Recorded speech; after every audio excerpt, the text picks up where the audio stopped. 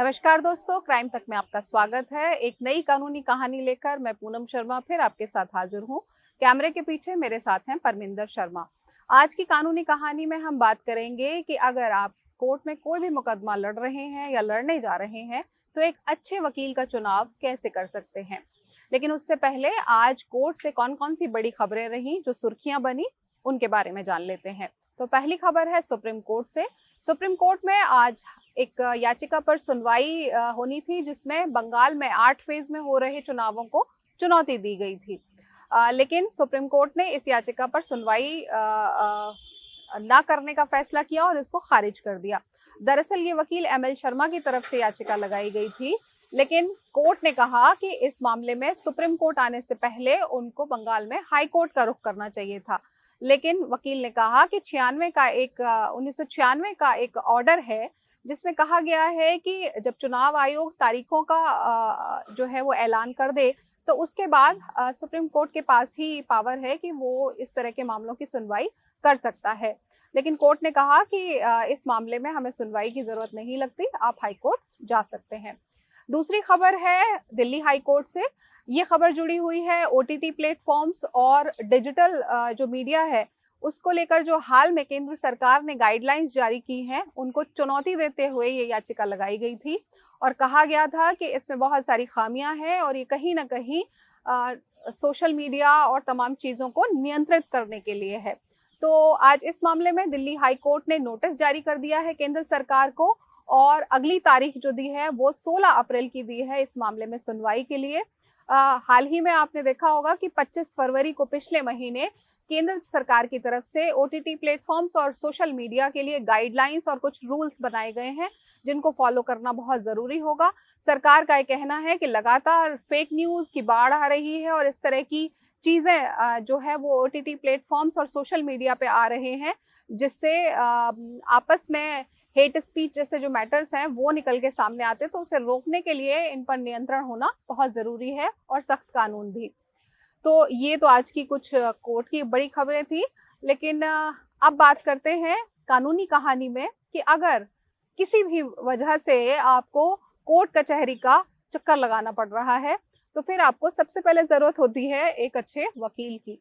लेकिन अच्छे वकील की क्या परिभाषा है? आप कैसे तय करेंगे कि जो वकील आप चुन रहे हैं वो आपके केस को आपको जिता पाएगा, वो अच्छे से कोर्ट में इस केस को आपके लड़ पाएगा? तो उसके लिए सबसे पहले तो आप ये देखिए कि आप अपना जो केस लड़ने जा रहे हैं उसका स्पेशलिस्ट वकील होना चाहिए।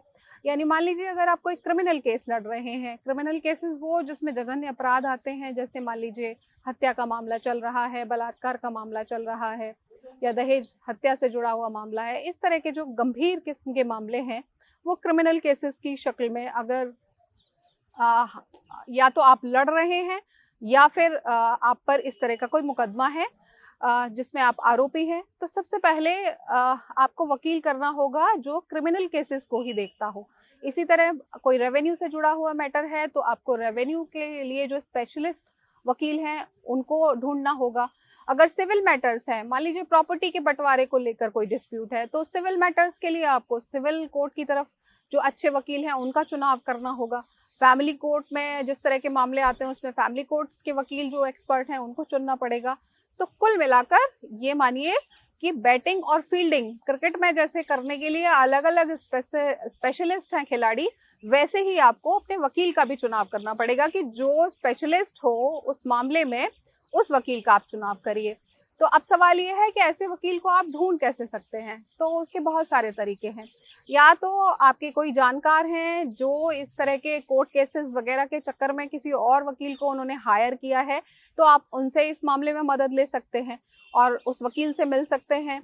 और अगर वो वकील स्पेशलाइज्ड किसी और चीज के लिए है और आपको जरूरत किसी और की है, तो आप उस वकील से ये पूछ सकते हैं कि मान लीजिए मेरा क्रिमिनल केस है, तो क्रिमिनल केस कौन अच्छा लड़ सकता है।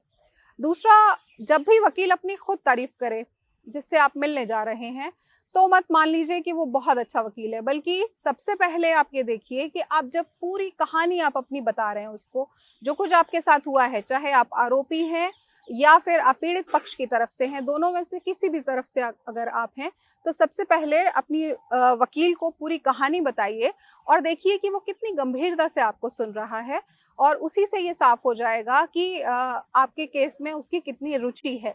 तो पहला पॉइंट तो मैंने आपको बताया कि स्पेशलाइज्ड होना चाहिए। दूसरा पॉइंट ये है कि आपके मामले को वो कितनी गंभीरता से ले रहा है, क्योंकि उसी से तय होगा कि वो आगे कोर्ट को आपके मैटर को कितने अच्छे से आगे कोर्ट रूम में जज के सामने समझा पाएगा।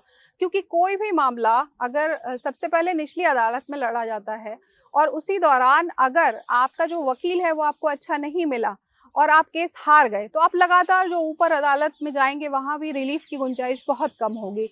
तो ऐसे में शुरुआत से ही किसी भी मामले में आपको सफलता तब मिल सकती है जब वकील आपके पास अच्छा हो। तीसरी चीज है कि आप उससे पहले फीस तय कर लीजिए, यानी कि वो कितना पैसा इस पूरे मुकदमे को लड़ने के लिए लेगा, या फिर वो हर तारीख पर जो पेश होगा उसकी कितनी फीस होगी, ये पहले से ही तय करके रखिए। और अच्छा वकील वही है जो ये तमाम चीजें आपको बेहद पारदर्शी तरीके से साफ साफ बताए कि उसकी इतनी फीस है और किस तरह से उस फीस को वो लेगा। तो ये भी अक्सर देखा गया है कि कई बार मामले बीच में मुकदमा चल रहा होता है और वकील केस छोड़ के चले जाते हैं और पता चलता है कि फीस को लेकर मुवक्किल और वकील के बीच में झगड़ा हो गया और पहले कुछ और फीस मांगी गई थी और बाद में फिर कुछ और फीस बढ़ा के मांगी गई, या फिर अलग अलग चीजों के लिए रिश्वत के नाम पर कि कोर्ट में किसी को रिश्वत देनी है उसके नाम पर, इस तरह की तमाम कोर्ट स्टाफ को कभी 500 रुपए, 1000 रुपए कुछ ऑर्डर निकलवाने के लिए देने हैं। कई चीजों में पैसे लगते हैं लेकिन हर बार ऐसा नहीं होता है। तो आप ये भी जज करिए कि वो वकील स्वभाव से कैसा है, उसके आसपास इधर उधर जाकर आप ये उसके बारे में थोड़ा सा पता लगाइए कि कितना ऑनेस्टली वो आदमी और सीरियसली काम करता है वकील के तौर पर। अब सवाल ये भी है कि अगर आपके पास मान लीजिए कोई जान पहचान का व्यक्ति नहीं है जिसने कोई वकील हायर किया हो, तो वकील को आप कैसे ढूंढें? तो जहां भी आपका मुकदमा चल रहा है उस कोर्ट में आप जाइए, वहां की कैंटीन होती है, वहां पर बहुत सारे वकील या टाइपिस्ट वगैरह भी बैठे रहते हैं। उनसे पूछिए कि हमारा इस तरह का मुकदमा है, इस अदालत में कौन कौन से ऐसे वकील हैं जो हमारे मामले के लिए बेहतर होंगे और हम उनसे मिल सकते हैं। तो आपको वहां पर बहुत ज्यादा नहीं 5-6 बड़े नाम मिलेंगे, तो आप उन 5-6 नामों में से उनसे बातचीत कर कर खुद ही अंदाजा लगा सकते हैं कि कौन वकील आपका मुकदमा अच्छे से लड़ सकता है। कभी भी आप ये मत सोचिए कि बहुत बड़ा वकील अगर आपका केस लड़ रहा है तभी आप केस जीत सकते हैं। आपने मूवी देखी होगी बॉलीवुड की जॉली एलएलबी, उसमें आपने देखा होगा कि मेरठ का एक छोटा सा वकील आके दिल्ली के एक बहुत बड़े वकील को हरा देता है, और उसका कारण ये होता है कि मेरठ से आया हुआ वो वकील पूरी मेहनत करता है अपने केस में, एक एक चीज जुटाता है। तो वैसे ही ऐसे ही जॉली आपको अपनी कोर्ट कचहरी के आसपास भी मिल जाएंगे, बस आपको उनको ढूंढने और परखने की जरूरत है। तो जो वकील आपका केस बहुत गंभीरता से ले रहा है उसके आपके केस को जीतने के ज्यादा चांसेस हैं, बजाय इसके कि कोई बड़ा वकील जो फीस भी आपसे ज्यादा ले रहा है लेकिन उसके पास केसेस बहुत ज्यादा हैं और आपके केस की वो प्रॉपर तैयारी ही नहीं कर पा रहा है और कोर्ट में अच्छे से आपके केस को रिप्रेजेंट नहीं कर पा रहा है।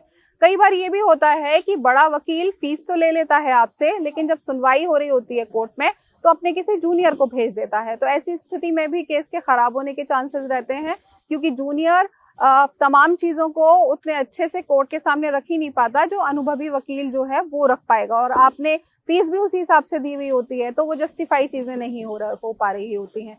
तो इन चीजों का तो आपको ख्याल रखना ही है। आपने देखा होगा कि बहुत सारे अलग अलग प्रोफेशंस में, चाहे वो डॉक्टर्स हों या आपने देखा होगा टीचर्स हों, कोई भी अपनी सर्विस देने के लिए विज्ञापन दे सकते हैं। आपको ट्यूशन पढ़ना है, आपको पता होता है कि कहाँ कहाँ कोचिंग हो रही है। आपको अच्छा इलाज चाहिए तो आपको पता होता है कि किन किन जगहों पर अस्पताल अच्छे हैं और किस किस नाम से हैं वहाँ पर स्पेशलिस्ट कौन कौन से डॉक्टर्स हैं। लेकिन ये जो वकालत का प्रोफेशन है इसमें माना जाता है कि ये समाज के सुधार के लिए, लोगों की मदद के लिए है वकील। तो इसीलिए जो बार काउंसिल ऑफ इंडिया है उसने वकीलों के विज्ञापन पर रोक लगाई हुई है। मतलब आप अगर अपना विज्ञापन करते हैं तो ये गैर कानूनी काम है। तो इसीलिए अक्सर लोगों को वकील ढूंढने में दिक्कत होती है कि कोई वकील खुद अपना प्रचार नहीं कर सकता है कि उसने कितने केस जीते हैं, वो कितना बड़ा वकील है, किस तरह से जरह करता है। तो ये तमाम चीजें आपको खुद ढूंढनी होती हैं, और खुद ढूंढनी होती हैं तो आपको इसमें थोड़ा अपना रिसर्च वर्क भी करना पड़ेगा, लेकिन ये बहुत मुश्किल नहीं होता है। आप लोगों से जब बात करते हैं कोर्ट में या उस कोर्ट परिसर के आसपास, तो आपको पता चल जाता है कि कौन वकील अच्छा केस लड़ता है और किस विषय में उसकी जो वो पारंगत है। तो ये तमाम चीजें जो हैं इनका आप ध्यान रखिए, और यकीनन अगर आपको एक अच्छा वकील मिल गया है तो निचली अदालत से लेकर ऊपरी अदालत तक कभी भी आपको हार का मुंह नहीं देखना पड़ेगा। तो आज की कानूनी कहानी में इतना ही। कल फिर आपसे ऐसे ही मुलाकात होगी, तब तक के लिए नमस्कार।